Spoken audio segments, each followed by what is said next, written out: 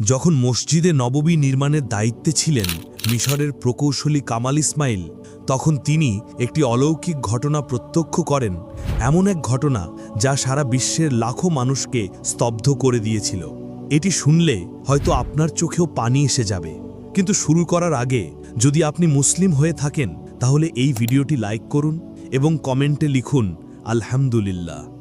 আসসালামু আলাইকুম প্রিয় দর্শকবৃন্দ।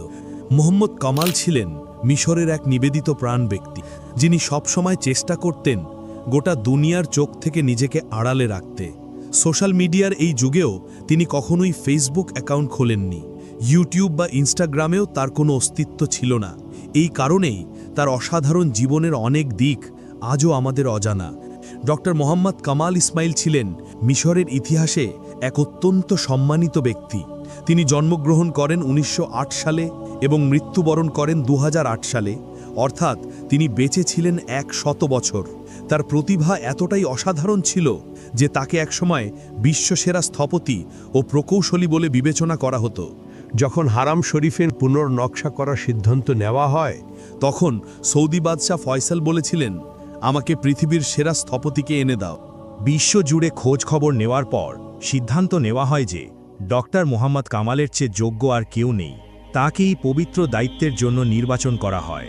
কিন্তু সবচেয়ে আশ্চর্যজনক ব্যাপার ছিল, তিনি কোনো পারিশ্রমিক নিতে রাজি হননি। তিনি স্পষ্টভাবে বলে দেন, আমি চুক্তিতে সই করব, কিন্তু এক পয়সাও নেব না।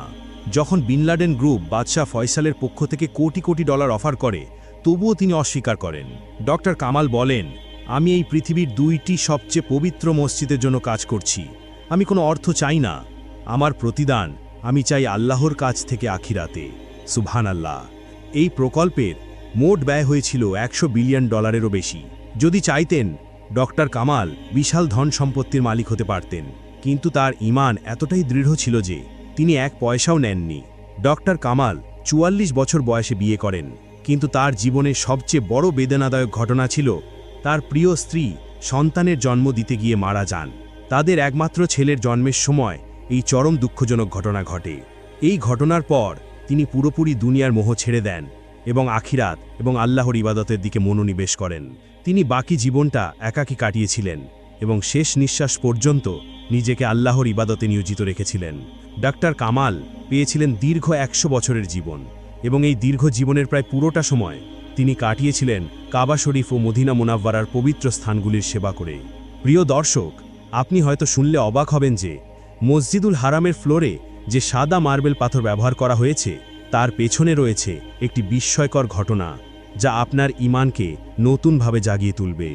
এই মার্বেলগুলো অত্যন্ত দামি এবং বিশ্বের একমাত্র একটি স্থানে পাওয়া যায়, সেটা হলো গ্রিস। এই মার্বেল পাথরের বিশেষত্ব হল এটি এমনভাবে তৈরি যে চরম গরমেও মেঝের তাপমাত্রা নিয়ন্ত্রণ করে। যদি বাইরের তাপমাত্রা ৫০ ডিগ্রি সেলসিয়াসের বেশি হয়, তবুও এই মার্বেলের ওপর দাঁড়িয়ে গরম একদমই টের পাওয়া যায় না। আল্লাহু আকবার! এটি নিঃসন্দেহে আল্লাহর এক অলৌকিক সৃষ্টি। ডক্টর কামাল জানতেন এই মার্বেল কোথায় পাওয়া যায়। যখন বাদশাহ ফয়সাল এই পাথরের কথা তার কাছে শুনলেন, তিনি আবেগ ভরে অনুরোধ করলেন, আমাদের জন্য এই মার্বেল নিয়ে এসো। ডক্টর কামাল মনে করলেন ১৫ বছর আগে তিনি গ্রিস ভ্রমণের সময় এই মার্বেল প্রথম দেখেছিলেন, কিন্তু এত বছর পর তিনি নিশ্চিত ছিলেন না সেই মার্বেল এখনও পাওয়া যাবে কিনা। তখন এই মার্বেল শুধুমাত্র একটি নির্দিষ্ট পাহাড়েই পাওয়া যেত, আর তিনি তখন সেই পাহাড়ের অর্ধেকটা কিনেও রেখেছিলেন বিশেষ কোনো কাজে ব্যবহার করার জন্য। যদিও তিনি নিশ্চিত ছিলেন না, তবুও আশা নিয়ে তিনি আবার গ্রিসের উদ্দেশ্যে রওনা দিলেন। সেখানে পৌঁছে তিনি জানতে চাইলেন সেই পাহাড়টি এখন কার মালিকানায় রয়েছে। তখন একটি কোম্পানির সিইও তাকে জানালেন যে এই মার্বেল অনেক আগেই বিক্রি হয়ে গেছে। এই কথা শুনে ডক্টর কামালের চিন্তা আরও গভীর হয়ে উঠল। তিনি এরপর কথা বললেন কোম্পানির সেক্রেটারির সঙ্গে, এই আশায় হয়তো তিনি বলতে পারবেন ১৫ বছর আগে কে কিনেছিল সেই মার্বেল। কিন্তু সেক্রেটারি বললেন, এত পুরনো রেকর্ড খুঁজে বের করা খুব কঠিন হবে। তবুও ডক্টর কামালের নম্রতা ও আন্তরিকতায় মুগ্ধ হয়ে সেক্রেটারি বললেন, আপনি আপনার ফোন নম্বর দিন, আমি চেষ্টা করব ১৫ বছর আগের ফাইল ঘেটে কিছু বের করতে। ডক্টর কামাল তার ফোন নম্বর ও হোটেলের ঠিকানা দিয়ে হোটেলে ফিরে গেলেন। মার্বেল কোম্পানি থেকে বেরিয়ে আসার সময় ডক্টর মোহাম্মদ কামালের মনে হচ্ছিল, যেহেতু এই মার্বেল 15 বছর আগে বিক্রি হয়ে গেছে, তাই আমার পক্ষে কিছু করার আর বাকি নেই। তবুও তিনি তার ভরসা আল্লাহর ওপরেই রেখেছিলেন। পরদিন ঠিক বিমান ধরার কয়েক ঘন্টা আগে তিনি একটি ফোন কল পেলেন। ফোনটি করেছিলেন সেই কোম্পানির সেক্রেটারি। সেক্রেটারি তাকে জানালেন, আমরা যে মার্বেল 15 বছর আগে বিক্রি করেছিলাম, সেই মার্বেল কিনেছিলেন একজন সৌদি আরবের নাগরিক। এই কথা শুনে ডক্টর কামাল আর এক মুহূর্ত দেরি করলেন না। তিনি সরাসরি সৌদি আরবে রওনা দিলেন। সেক্রেটারির দেয়া ঠিকানা হাতে নিয়ে তিনি সেই মার্বেলের বর্তমান মালিকের সঙ্গে দেখা করতে গেলেন। ডক্টর কামাল সেই মালিককে জিজ্ঞাসা করলেন, আপনি 15 বছর আগে যেই মার্বেলগুলো গ্রিস থেকে এনেছিলেন, সেগুলোর কি হয়েছে? মালিক উত্তর দিলেন, আসলে আমি টাইলস ব্যবসা করি, বিভিন্ন দেশ থেকে মার্বেল আমদানি করে বিক্রি করি, কিন্তু সত্যি বলতে ওই পুরনো মার্বেলগুলো নিয়ে আমি কিছুই মনে করতে পারছি না। আমি আমার সেক্রেটারিকে জিজ্ঞাসা করি। সঙ্গে সঙ্গে পাশের সেক্রেটারি দৌড়ে এসে বললেন, স্যার, যেই মার্বেল পাহাড় আমরা 15 বছর আগে কিনেছিলাম, সেটা এখনও অব্যবহৃত অবস্থায় রয়েছে। আমরা সেটা বিক্রিও করিনি, কোনো প্রকল্পেও ব্যবহার করিনি। এই কথা শুনেই ডক্টর মোহাম্মদ কামাল শিশুর মতো হাউমাউ করে কেঁদে ফেলেন। সেই মুহূর্তে তিনি মার্বেল মালিককে পুরো ঘটনার পেছনের গল্প খুলে বলেন, কেন তিনি এই মার্বেল খুঁজছেন। এই মার্বেল আল্লাহর ঘরের জন্য এবং এর ধর্মীয় গুরুত্ব কত গভীর।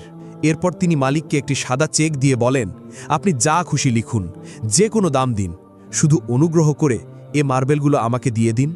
মার্বেল মালিক যখন শুনলেন যে এই মার্বেল নবী করিম সাল্লাল্লাহু আলাইহি ওয়াসাল্লামের মসজিদে অর্থাৎ মসজিদের নববীতে ব্যবহার হবে এবং এর একটি অংশ মসজিদুল হারামেও ব্যবহৃত হবে, তখন তিনিও কান্নায় ভেঙে পড়লেন।